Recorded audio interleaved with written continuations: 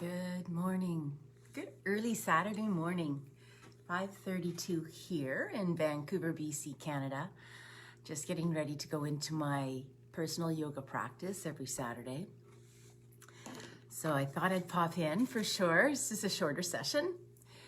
So I had a question with regards to patterns. What we mean by patterns in the third eye, ajna area that we're working with. And when we're working with kind of those illusions, delusions, to get to our place of decisiveness and decision-making and clarity in our decision-making and being able to follow our intuition in our decision-making, as opposed to letting the subconscious mind, which is often triggered with our remembering of patterns from the past. So that's what we're looking at when we're talking about patterns. Not like a pattern in a puzzle, but it is like a pattern in a puzzle, because that's where the mind is connecting all the dots. So this is where we're connecting all the dots to make that pattern recognition. And that pattern recognition can sometimes be something that's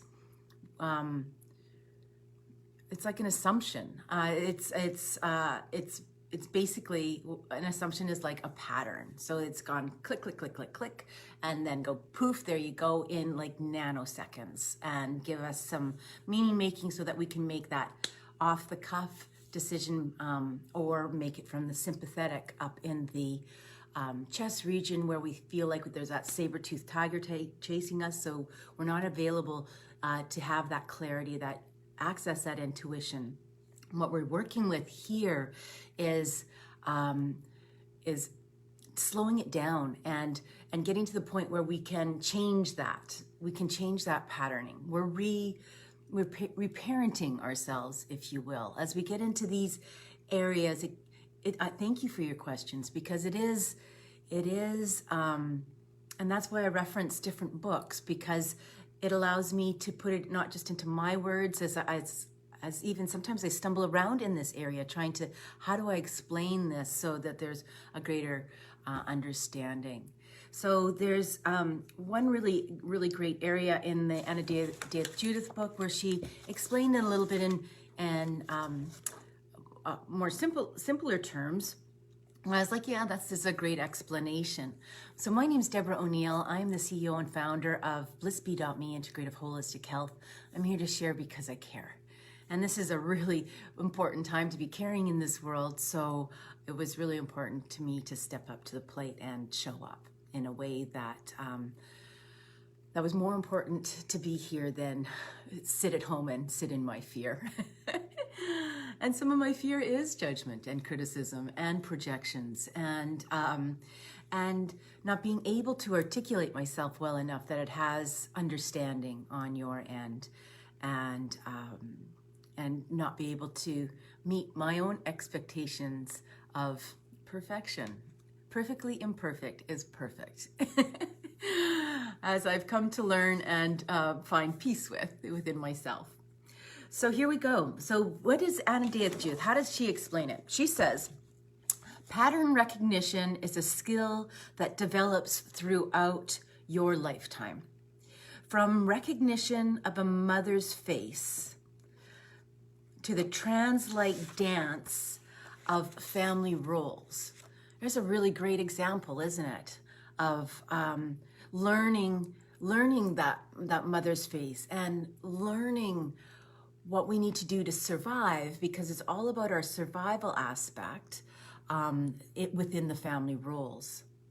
So the assimilation of patterns moves from the simple to the complex. And each pattern perceives to tell us something about ourselves and something about the world around us. And take a look at the world around us right now. That's what we're working to become more aware of, is our own level of patterning. With racism, anti-racism, how we are naturally, without even our knowingness, contributing or not contributing to the problem or the solution that's within the world. with that, with regards to that anti-racism. So each pattern that is perceived tells us something about ourselves, something about the world around us. Each piece becomes part of that inner matrix of understanding that is constantly forming as we learn and grow. This is the innate process of human consciousness that is always engaged at some level. So we are constantly looking at patterns. We're constantly repatterning. And then, of course, with greater awareness, we can shift those in the grooves of our mind. We're creating more synapses so that we can heal, because this is all part of the vision, and the patterning is all part of our healing in conjunction with our growth, our evolution. So she goes on to say that this awakening occurs when we realize that all that we perceive is not necessarily about us. And there are greater general patterns beyond that of high school clubs or the family, community.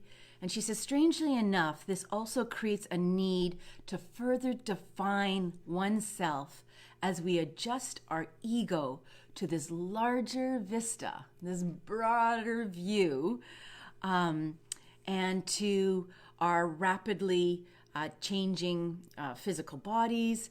And it seems like, for a child and an adolescent, it seems that the further the child, the adolescent, or adult perhaps, she has a whole different section on that, can reach beyond himself or herself, the more uncertain he or she becomes about their own identity.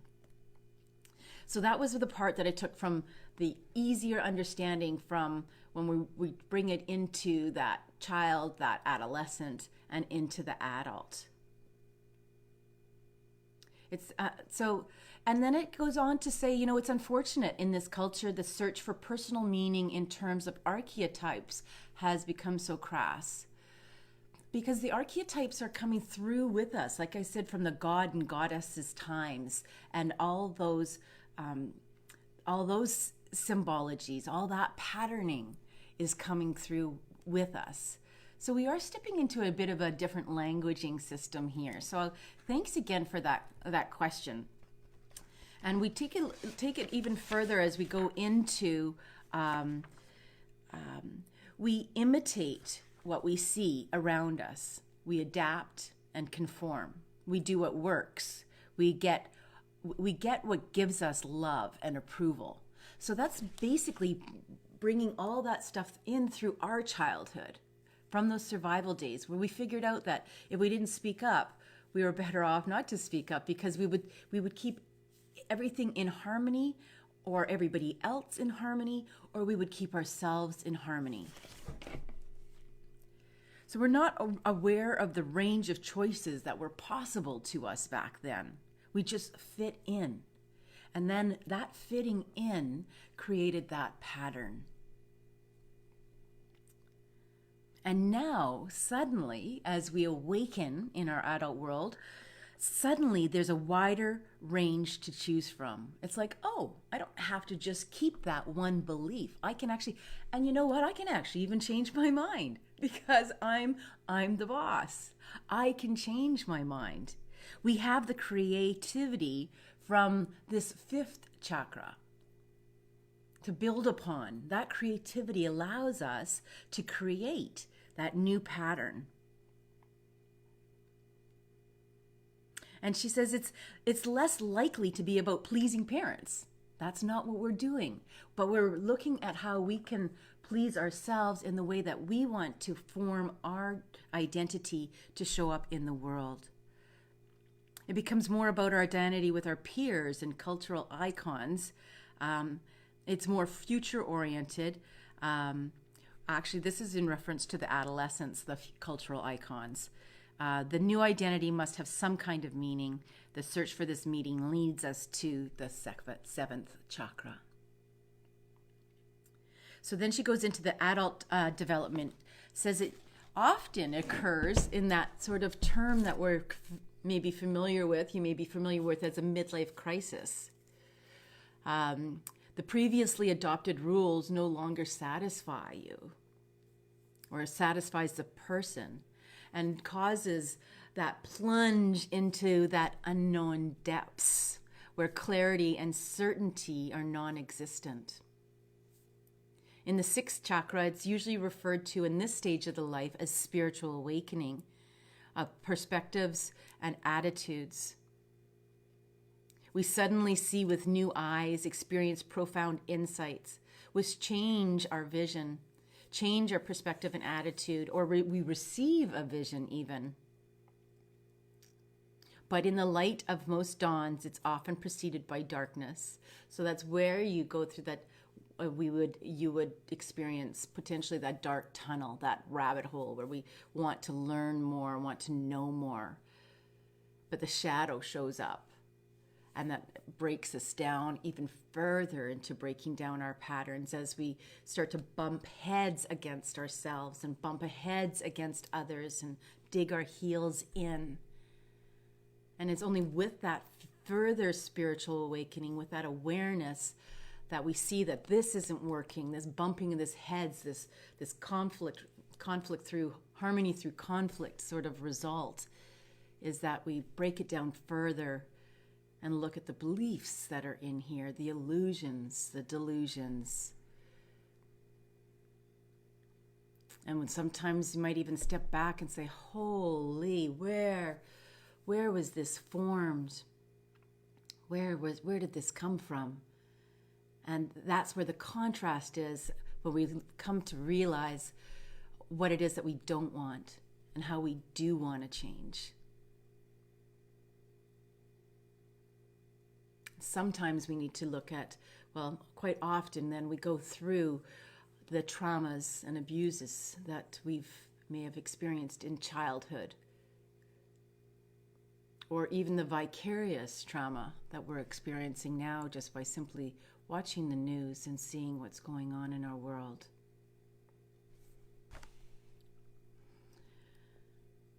Because our visual process is directly linked with what we think, of course, right? So, and what we feel and how we express it. And this is the area, this is the library where we store all these images. And we link that with our experiences, which gives us our feelings.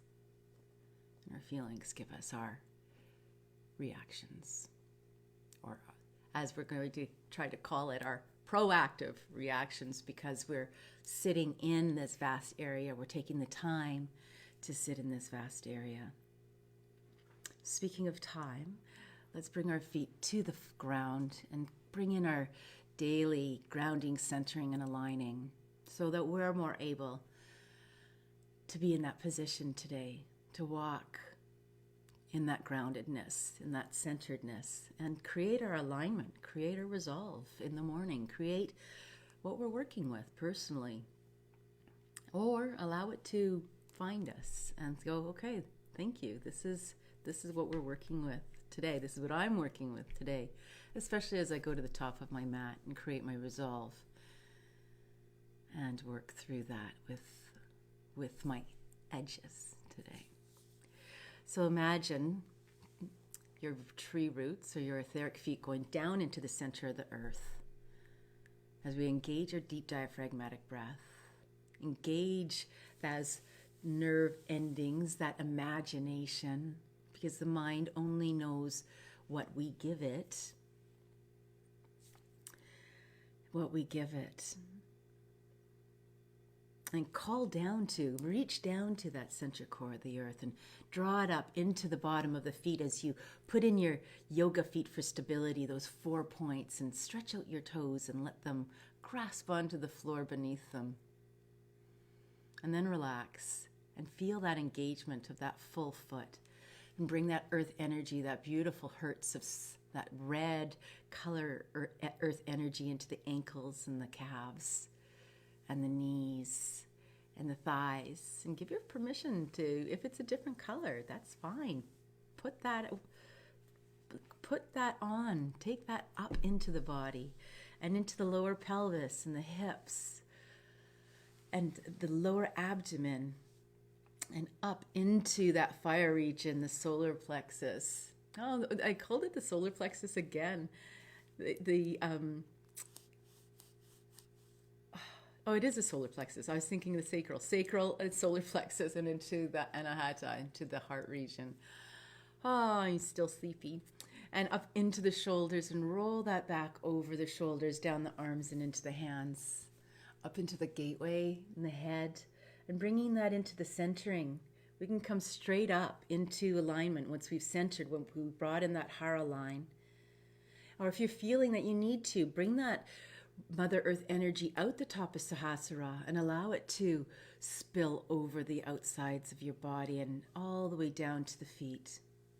And then we can come back up with that hara line and come in through the Sushumna and out the top of the head and the crown to come into alignment. Whatever you feel that your body is needing today,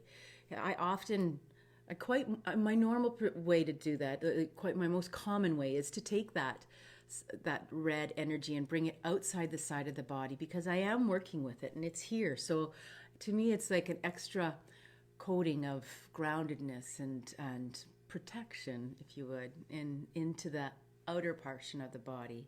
And then the same with the centering, coming into that 0 point and up into the Father Sky, up into the universe, past the Milky Way, into the cosmos. And the same thing here. I request that energy come down that superhighway, and I first take it into the Sahasrara. And I fill every cell inside the body. Feel that as you bring it in through your 7th chakra, through that portal, and into the gateway and the shoulders and down the arms. Feel that divine creator source energy coming in and into the neck, and the expansion into the chest, down into the lower torso and the hips and the legs.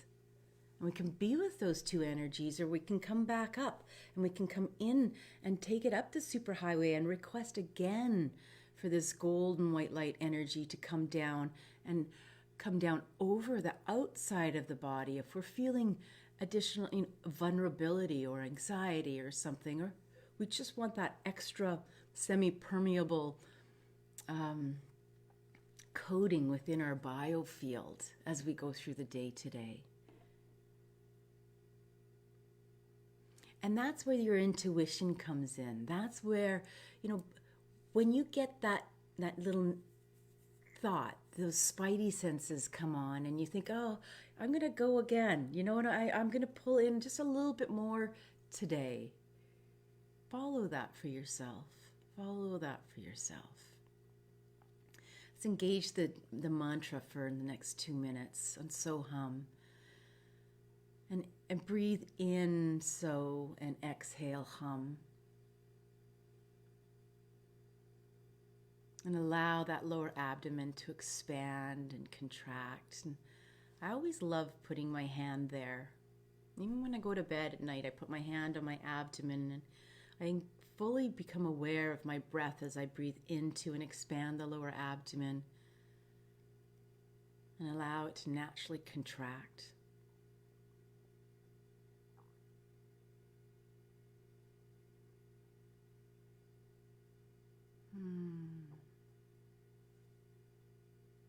And inhale, so, such a smooth breath, the coolness of the breath on the nostrils, and the exhalation and the warmth of the breath on the exhalation through the nostrils. And often it's these little tiny awarenesses that create that next level of calm or peace in your body. Creates that greater oneness as we're working with the internal landscapes with the breath.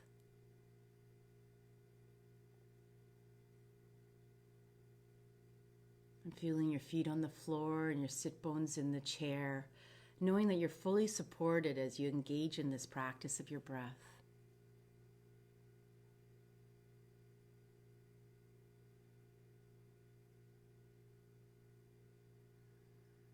And the left side of the body representing the Shakti energy, and the right side of the body reflecting the Shiva energy, and how the balance is between the two nostrils.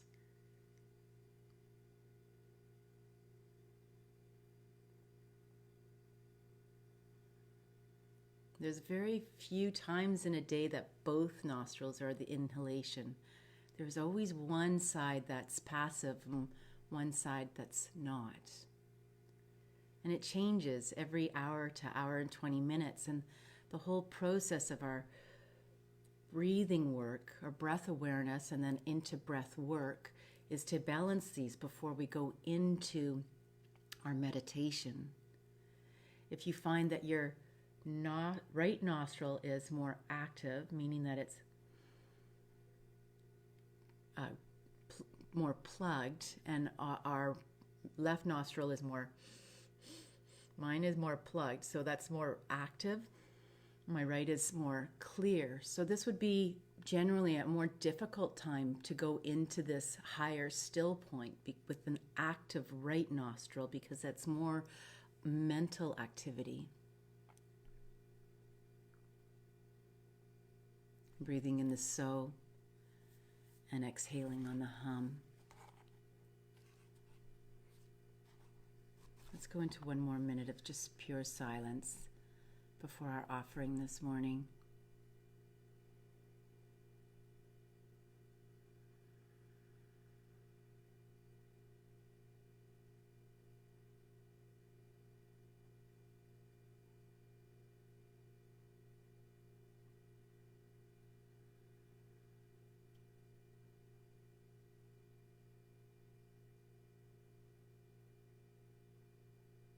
Smooth.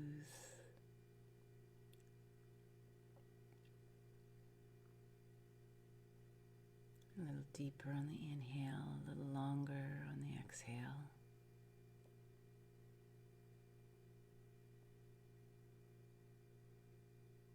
No pause, no noise, no judgment.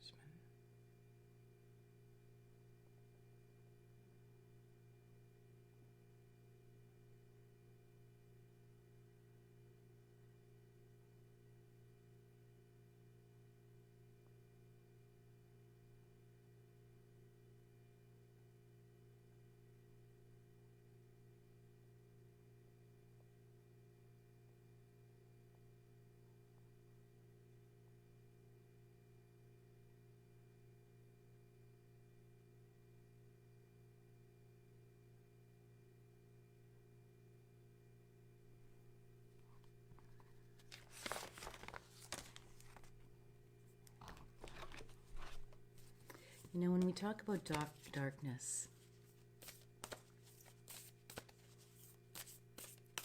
it follows the dawns. But it makes us reach into the soul and beyond. Often it invites us to reach into the soul and beyond. And that's when we get to create a new reality. So please, don't judge yourself harshly. If you find yourself going into those areas, it's a time to celebrate. Go yay. Yay. Thank you.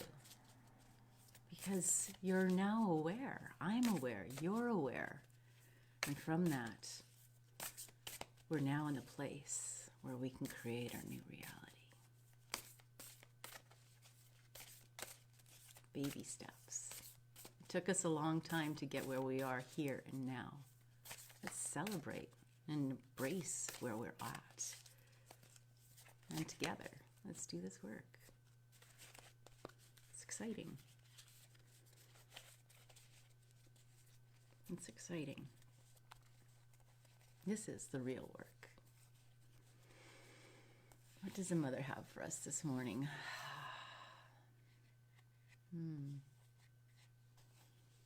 as I put in my spidey senses. Yeah, I get little tingles on my fingers. Back to that one. Consciousness. We're evolving our consciousness. Consciousness is the breath that gives life to all. A change in human consciousness will make possible the manifestation upon earth of a higher force, a pure light, and more total truth. Truth be that. I'll read it again. Consciousness is the breath that gives life to all. A change in human consciousness will make possible the manifestation upon earth of a higher force, a pure light, and more total truth. So I invite you to be conscious all day today. Try it on. See when you zap out. See when you get kicked out. And most of all, I love you. Thank you for being here, and make it a great day. Hope to see you tomorrow.